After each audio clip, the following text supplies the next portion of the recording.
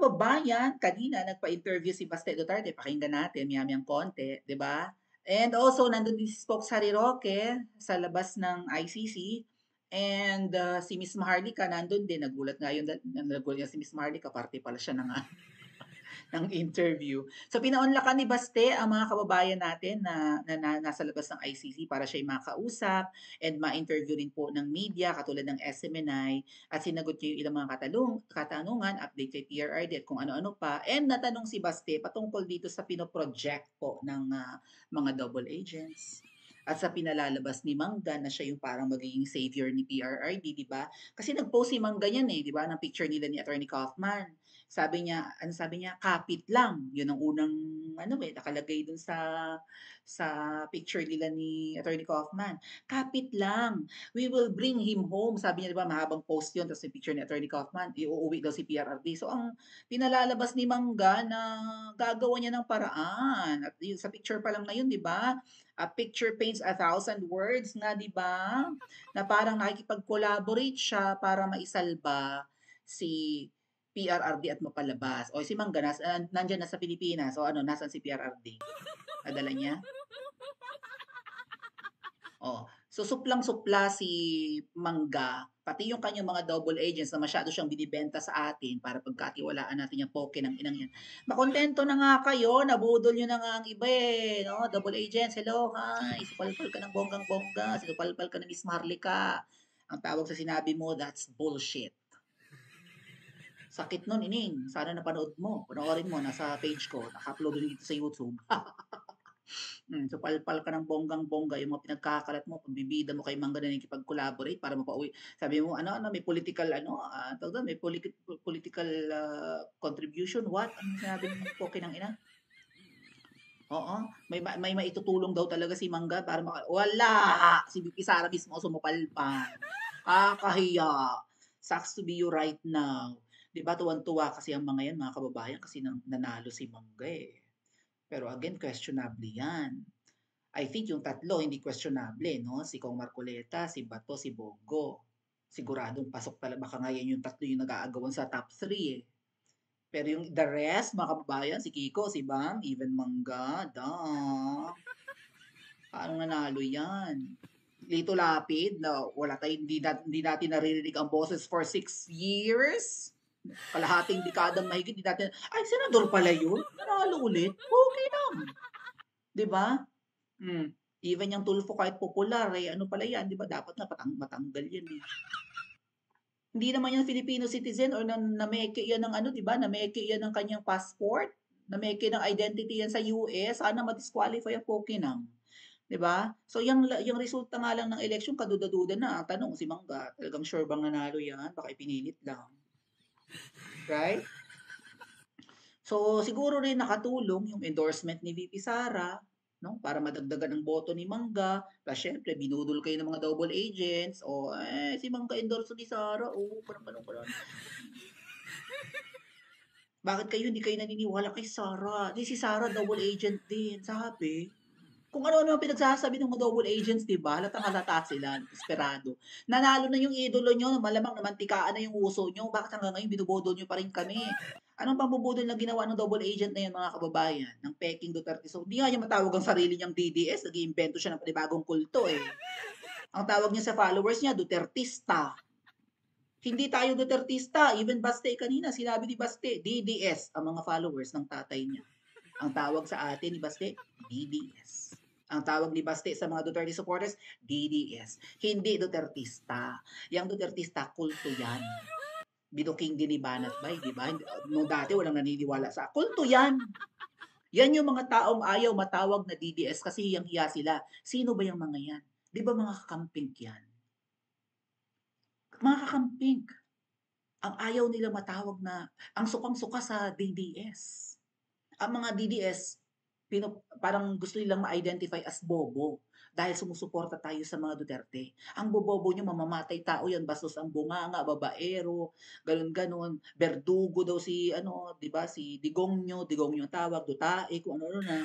At bobo raw tayong mga DDS, sabi ng mga Pinklawan.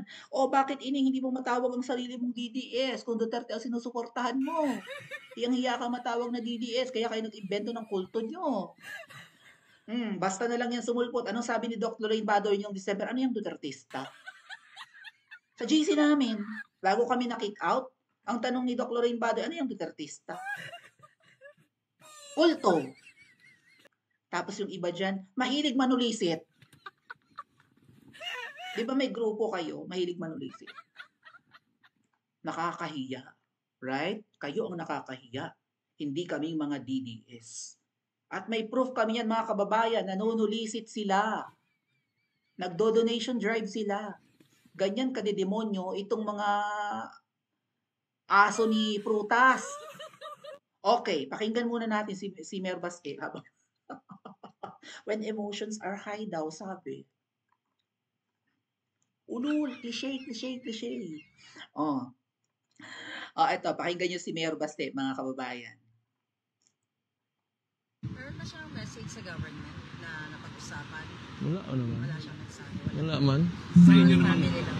yung personal nyo naman pananaw, anong tingin nyo nung reaction nyo nung nakita nyo talaga si Amy Marcos naririto? Ako? Wala naman kay Amy, pero ayaw ko na sa mga Marcos talaga. But I mean, you know, it's politics ba? But I can, you know, I can be casual with her. I can treat her as a friend, but Yeah. let's not talk about politics kasi hindi tayo magkasama dyan. Yeah. Pero Mayor, gusto ko lang i-clarify kasi minsan may mga lumalabas, syempre hindi ko alam kung trolls niya o whoever. Trolls ni Mangga. Ang pagdating dito ni Amy Marcos, parang pinapalabas nila, parang siya yung bringer of hope for Bringer of PRD to go home. Uwi na raw I niya. just want to correct that in your own, perspective. Meron ba siyang power to bring PRD home? Kasi yun yung mga lumalabas sa mga trolls. Hindi. Kasi, nakauwi na ba si Madam? Nakauwi na. Nakauwi na. Trolls Hindi na si Jollibee. totoo. Kasi wala man niya dala. Yes. Pero, no, hindi sa ginaano ko siya, inaasar ko sa or anything. Pero kasi kung ganun yung ginapag-usapan, Hindi, mas maganda po kasi yung klaro dahil kami dito nakikita namin yung effort ng family. yeah, but You're doing your best. whatever it is, kung nandito si Madam Aimee, okay na yun. That's enough na she's supporting. Wala naman akong problema sa ganun. Iba yung politics, iba rin tong ano. You know, like, alam nyo kasi, ang ginagawa talaga ng administration ngayon, they're trying to divide us. So, yan yung, that's how you conquer, you know, a people. Divide. Kasi pag nagkagulo kayo, may mapupulot sila, makakawakan nila with the use of resources, money, whatever, intimidation. Alam mo, Kaya nagkakagulo tayo. So, we have to remember na lahat tayo Pilipino. Mapa-Ilocano ka ba, Dabawenyo ka, Bulanon ba ka, unsa ba ka niya, Banyakis ka, unsa. You know, Filipino tantanan, at the end of the day, we have to help each other. that's Okay? Alam mo, So- napakaganda ng sinabi mo, no, Mayor, kasi ako bilang isang observer, minsan nalulungkot kapag nakikita mong may division. So once and for all, nandito si Mayor, at least pinapakita niya sa atin na dapat hindi tayo nag-aaway-away. Kasi ang bottom line, we're here because of Pangulong Duterte. Di ba dahil kinidnap siya? So, napakaganda ng mensahe na dapat tayo sumusuporta kay PRRD talaga. Hindi tayo nagkakagulo. Kasi yun ang gusto ng mga Mayor, So, narinig yung mga kababayan, ayaw na ni Baste sa mga Marcos. Kahit kaninong Marcos. Di ba binibenta ng mga double agents na si Baste at si Amy dahil may picture, di ba, na magkasama. Ay, ano pa yung mga label ng iba? Hindi double agent yung nagsabi ha, pero ang sabi isa double penetration agent. Galit yun dati kay Mangga, di ba?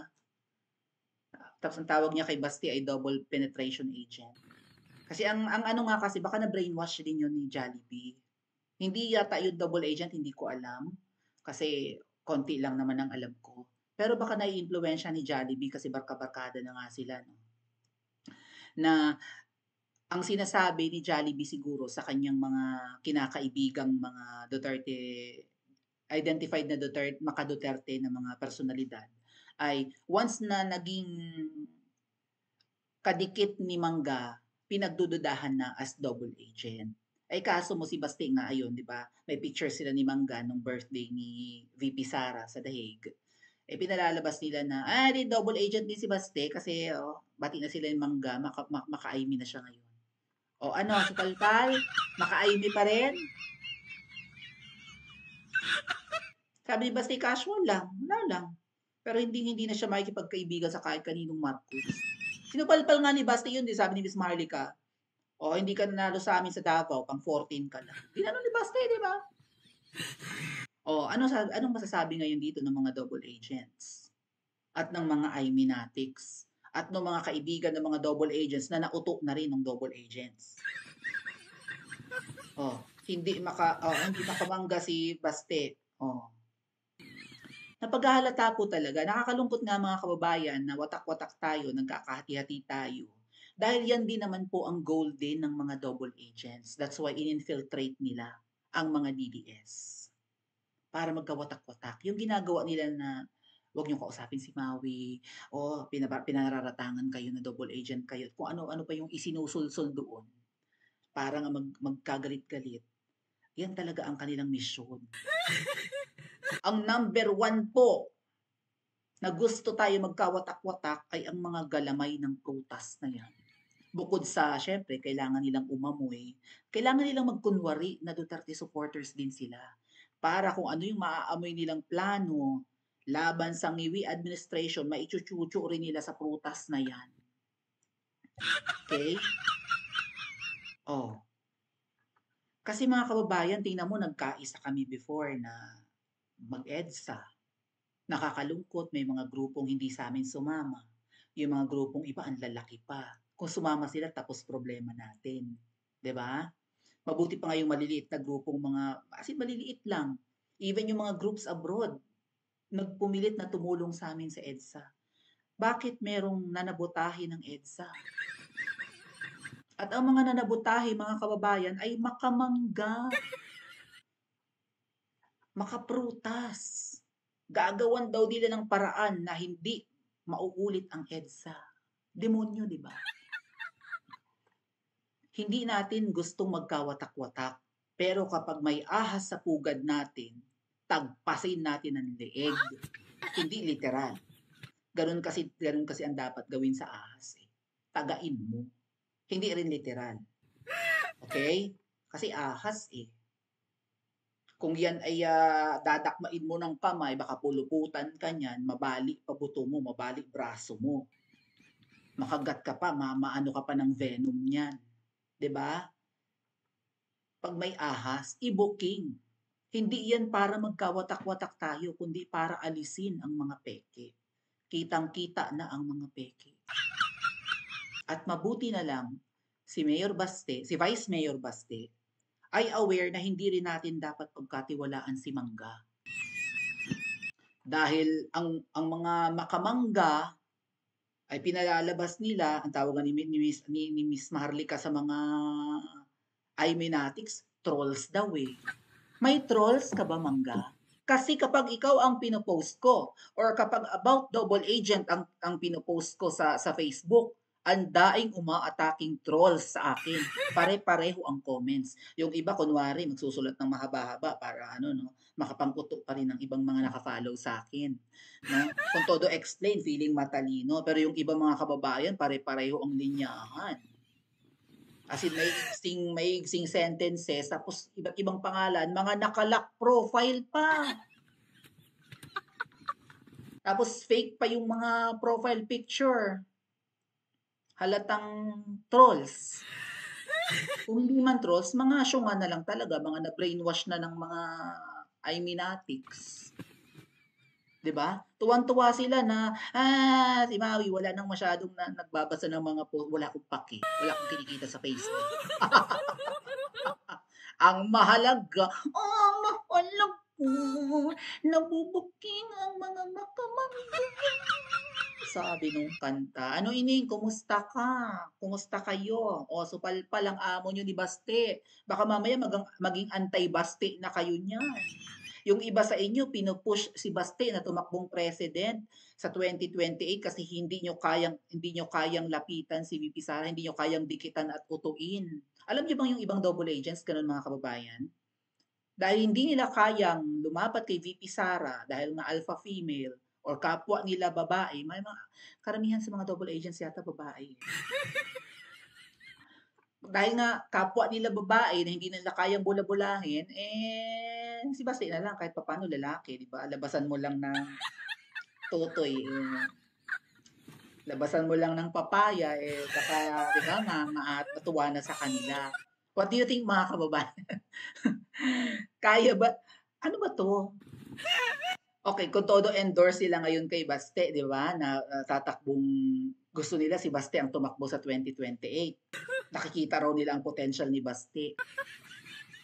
At saka yung nakabukol na santol ni Baste. Oh, kasi nga hindi nila ma-impluwensyahan si VP Sara. Si VP Sara ay seryoso sa public service. No, hindi mo pwedeng bula-bulahin at labasan mo ng papaya mo kasi kapwa mo rin babae. Oh, ngayon umimik si Baste laban kay Mangga. Kumusta? Magiging anti-Baste kaya itong mga turn off kaya ang mga double agents? Paki-comment niyo po sa comment section at mag-like and subscribe din po kayo.